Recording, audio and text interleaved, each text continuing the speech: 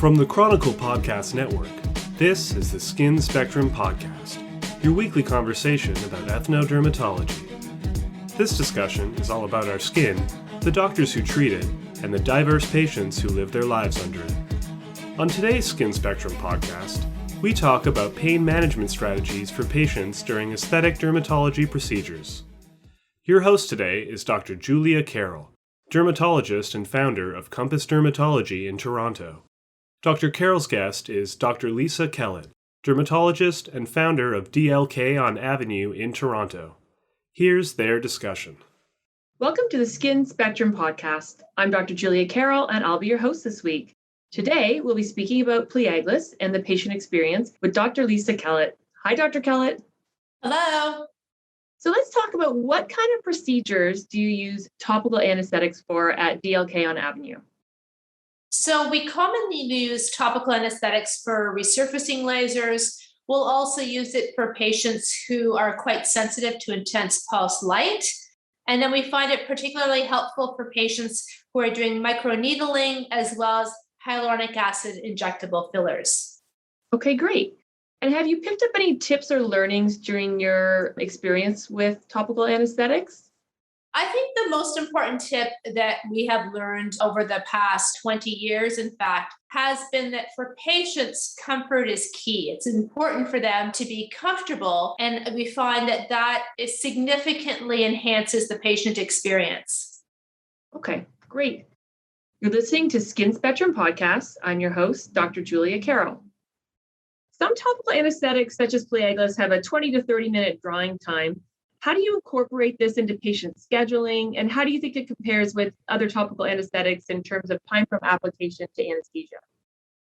So we take advantage of the time to cleanse the patient. The esthetician will go in and apply the topical anesthetic. And during that time, we will also do things such as obtain patient consent. We'll see if they have any questions about the upcoming procedure that they're about to do. And in addition, we use that time to review and educate about post-procedure care. And then the patient is completely ready for the procedure as well as been educated about the care that they need post-procedure as well.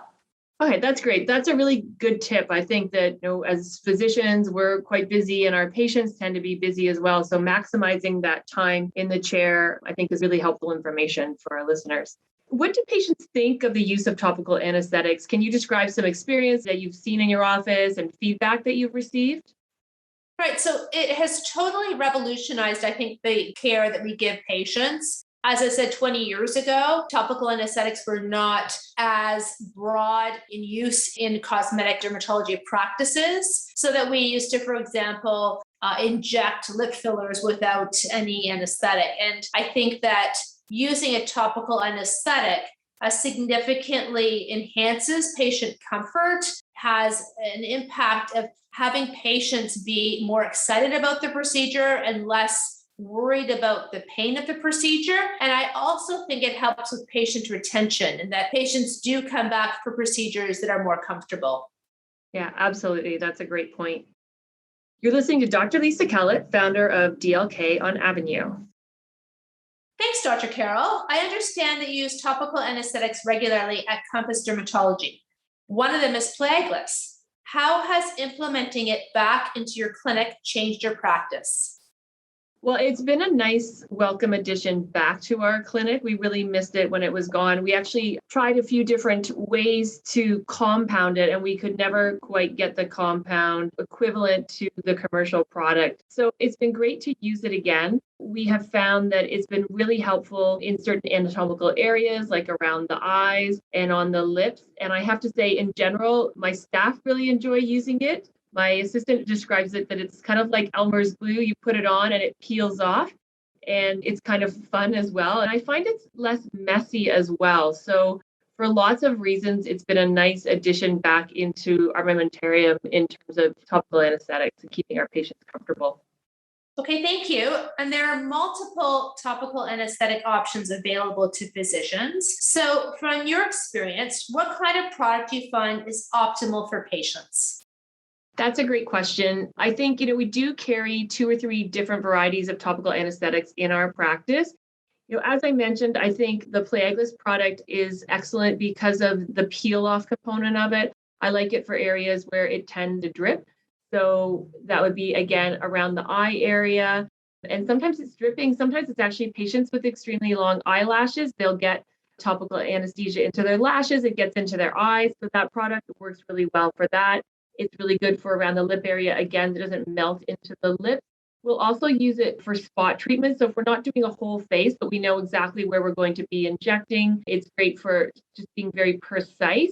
And the other place where I like to use it is for biopsies for, people who are a little bit nervous, or for children, because you can really put the area on exactly where you're going to be using your injected local anesthetic, and it stays put. So if you want to put that on, pop out of the room, go see another patient and come back, that works well. Other things we tend to use in our practice for full face laser, we do tend to use more of our mixtures. We have a 23% Lido, 7% Tetra mix that we use.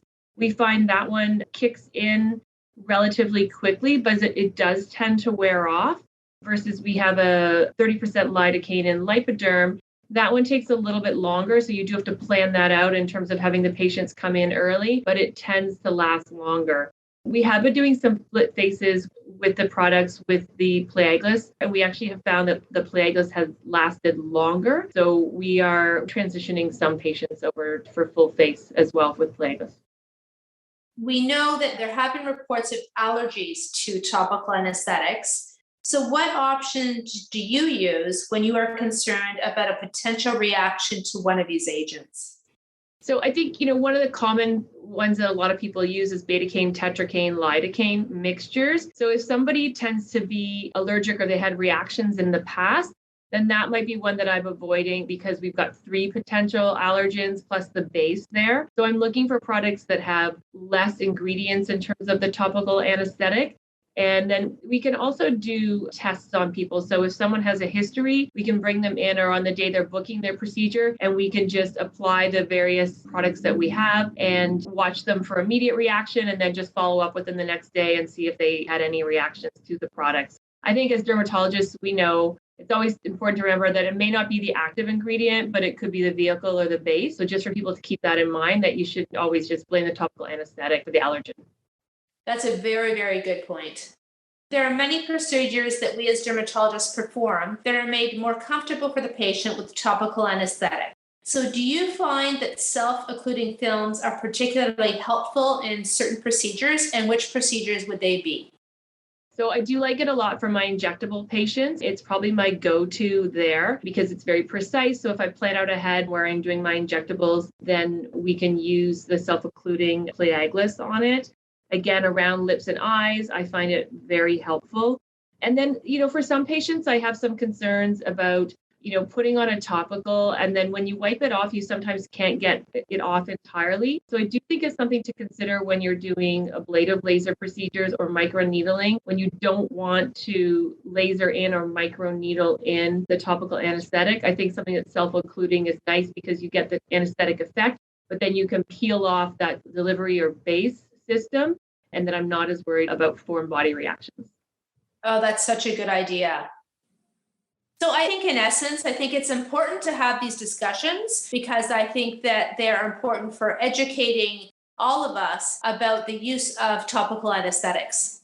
Your point was very well made that at the end of the day, it's about helping our patients get the best patient experience. We want them to be comfortable. We want them to enjoy the process as much as possible, and we want them to come back.